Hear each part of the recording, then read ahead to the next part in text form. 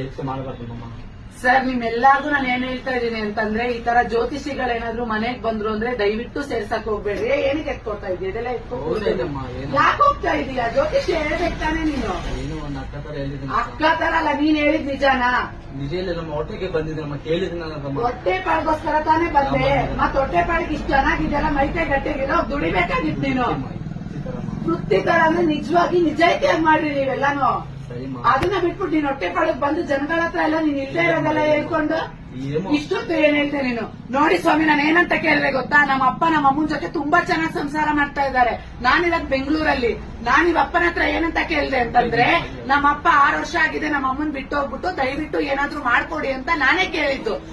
ಇವನು ಜ್ಯೋತಿಷಿ ಆಗಿದ್ರೆ ನಿಮ್ಮ ಅಪ್ಪ ನಿಮ್ಮ ಅಮ್ಮನ ಜೊತೆ ಚೆನ್ನಾಗಿದ್ದಾನೆ ಅಂತ ಹೇಳ್ಬೇಕಾಗಿತ್ತು.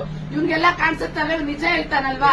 ಇವ್ ನಂಗೆ ಹೇಳ್ಬೇಕಾಗಿತ್ತು. ಆದ್ರೆ ಇವನು 5,000 ಕೊಡಿ, ನಾನ್ ನಿಮ್ಮ ಅಪ್ಪ ಅಮ್ಮ ಬರತ್ತ